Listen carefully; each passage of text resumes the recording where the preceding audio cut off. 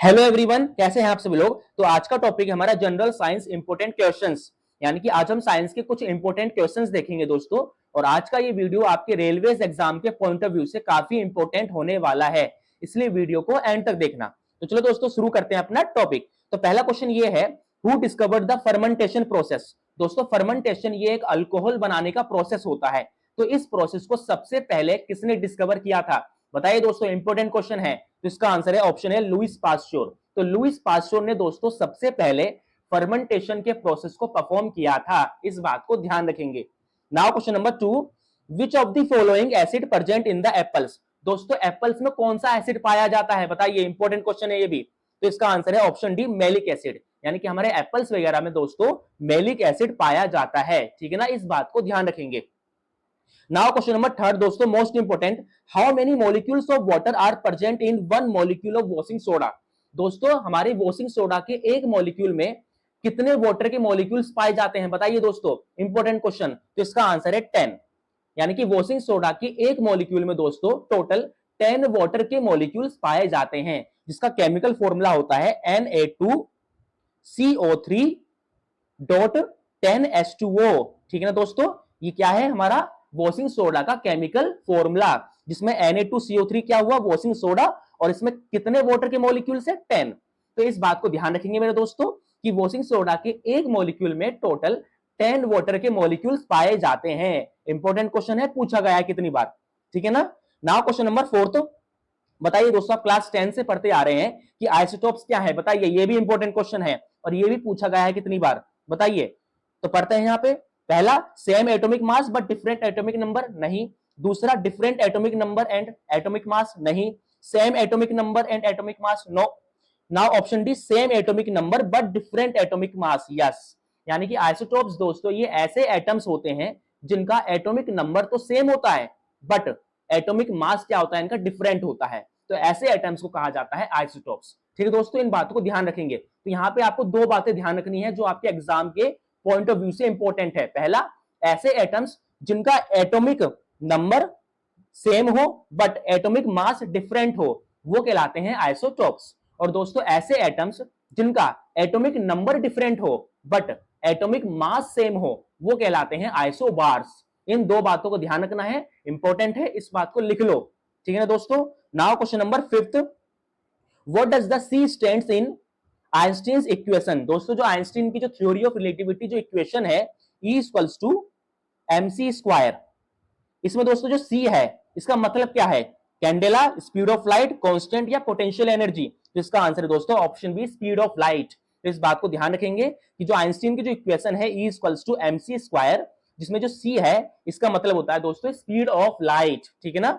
Now question number 6, which of the following element is more reactive than copper. दोस्तों इनमें से कौन सा एलिमेंट है जो कॉपर से ज्यादा रिएक्टिव है।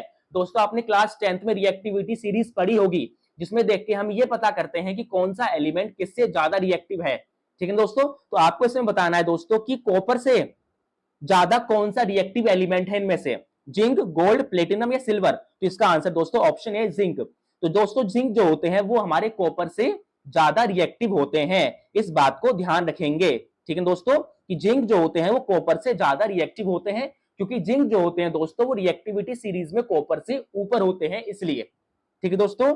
Now question number 7, which of the following is the ore of lead. दोस्तों इनमें से लेड का और कौन सा है। और दोस्तों क्या होते हैं, और ये एक टाइप का नेचुरल सब्सटेंस होता है जिसको अर्थ के क्रस्ट से नेचुरली ऑब्टेन किया जाता है, ठीक है ना। तो बताइए दोस्तों इनमें से लेड का और कौन सा है, यानी कि लेड को कौन से और से ऑब्टेन किया जाता है। तो इसका आंसर है ऑप्शन बी, गैलेना। तो galena is the ore of lead, इस बात को ध्यान रखेंगे, इंपॉर्टेंट क्वेश्चन है। नाउ दोस्तों question number 8, which antibiotics were discovered by Alexander Fleming in 1928। दोस्तों 1928 में अलेक्जेंडर फ्लेमिंग के द्वारा कौन सा एंटीबायोटिक डिस्कवर किया गया था, बताइए दोस्तों, इंपॉर्टेंट क्वेश्चन है। तो इसका आंसर है ऑप्शन ए, पेनिसिलिन, जो कि वर्ल्ड का पहला एंटीबायोटिक है जो डिस्कवर किया गया था अलेक्जेंडर फ्लेमिंग के द्वारा, और वो भी कौन सी ईयर में, 1928 में। ईयर भी याद रखेंगे, ठीक है दोस्तों। Now question number 9, which of the following element is poly atomic. दोस्तों इनमें से कौन सा एलिमेंट पॉली एटॉमिक होता है। पॉली एटॉमिक यानी कि जो बहुत सारे एटम से बना हो, बताइए दोस्तों, क्लोरीन, नाइट्रोजन, सल्फर या हाइड्रोजन। तो इसका आंसर है ऑप्शन सी, सल्फर। दोस्तों इस बात को ध्यान रखेंगे कि जो सल्फर होता है वो पॉली एटॉमिक की फॉर्म में एग्जिस्ट करता है, जो कि S8 है। ठीक है दोस्तों, इस बात को ध्यान रखेंगे। Now question number 10th, select the incorrect one. इनमें से दोस्तों आपको एक गलत सिलेक्ट करना है कि कौन सा इसमें से एक इनकरेक्ट है। कर्ड, कर्ड में कौन सा एसिड होता है? लैक्टिक एसिड, बिल्कुल सही है। विनेगर में कौन सा एसिड है? एसिटिक एसिड, ये भी सही है। टमेटो में कौन सा एसिड पाया जाता है? ऑक्सैलिक एसिड, COOH का होल ट्वाइस, ये भी बिल्कुल ठीक है। नाउ टैमरिंड, टैमरिंड में पाया जाता है दोस्तों टार्ट्रिक एसिड, लेकिन यहां लिखा हुआ है एस्कॉर्बिक एसिड, जो कि विटामिन सी का केमिकल नेम है, तो ये गलत है दोस्तों। तो इसमें ऑप्शन डी क्या है दोस्तों? गलत है। ठीक है ना, तो इसमें क्या सिलेक्ट करना था? इनकरेक्ट वन, तो ऑप्शन डी क्या है? इनकरेक्ट है, क्योंकि टैमरिंड में एस्कॉर्बिक एसिड नहीं बल्कि टार्ट्रिक एसिड पाया जाता है। नाउ क्वेश्चन नंबर 11 दोस्तों, most important, Audible range of sound for humans extends from. दोस्तों बताइए ह्यूमंस की ऑडिबल रेंज कितनी है साउंड की? बताइए दोस्तों, इंपोर्टेंट क्वेश्चन। तो इसका आंसर है ऑप्शन है 20 से लेकर 20,000 हर्ट्ज के बीच की फ्रीक्वेंसी वाले साउंड को हम सुन सकते हैं ह्यूमंस। दोस्तों वो साउंड की फ्रीक्वेंसी जो 20 से कम है उन्हें इंफ्रासोनिक साउंड कहा जाता है, और वो साउंड की फ्रीक्वेंसी जो 20,000 हर्ट्ज से ज्यादा होती है उन्हें अल्ट्रासोनिक साउंड कहा जाता है। ठीक है ना, और दोस्तों 20 से लेकर 20,000 हर्ट्ज के बीच में जो फ्रीक्वेंसी होती है उसे ऑडिबल रेंज ऑफ साउंड कहते हैं, जिसे ह्यूमंस सुन सकते हैं। इस बात को ध्यान रखेंगे दोस्तों। ठीक है ना। Now question number 12, when the temperature of the medium increases then the speed of sound गज।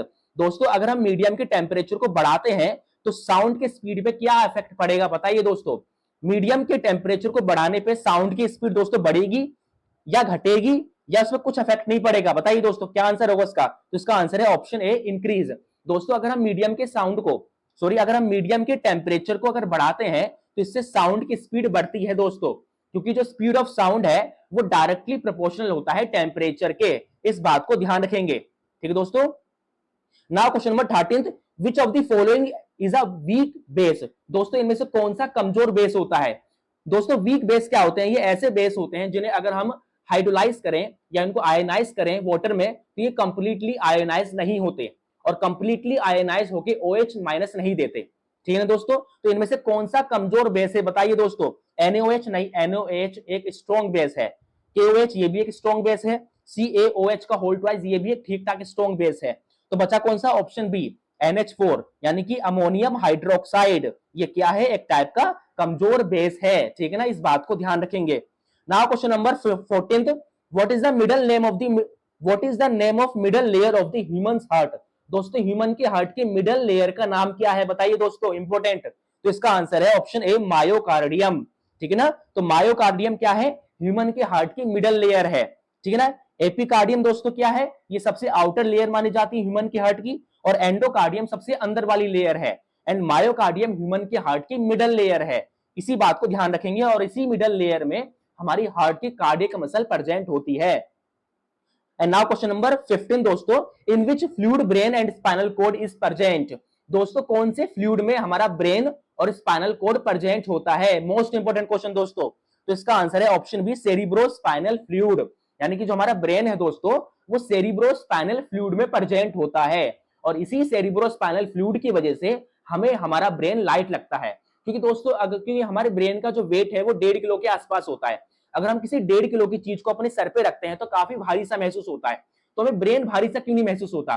क्योंकि ब्रेन का भी वेट इतना ही होता है अप्रोक्स। तो इसका रीजन है सेरिब्रोस्पाइनल फ्लूइड, क्योंकि दोस्तों सेरिब्रोस्पाइनल फ्लूइड एक टाइप का फ्लूइड है, और फ्लूइड में लगती है बियोन्सी फोर्स, और बियोन्सी फोर्स क्या करती है? हर चीज को हल्की कर देती है, और हमारा ब्रेन इसी सेरिब्रोस्पाइनल फ्लूइड में प्रेजेंट होता है, और इस ब्रेन पे हमारा बियोन्सी फोर्स लगता है, जिसकी वजह से हमारा ब्रेन हमें लाइट फील होता है। ठीक है दोस्तों, तो हमारा ब्रेन एंड स्पाइनल कॉर्ड कौन से फ्लूइड में प्रेजेंट होता है? सेरिब्रोस्पाइनल फ्लूइड में। ठीक है दोस्तों, तो ये थे आपके जनरल साइंस के कुछ इंपॉर्टेंट एमसीक्यूज। अगर आपको ये वीडियो अच्छा लगा हो तो चैनल को सब्सक्राइब और वीडियो को लाइक जरूर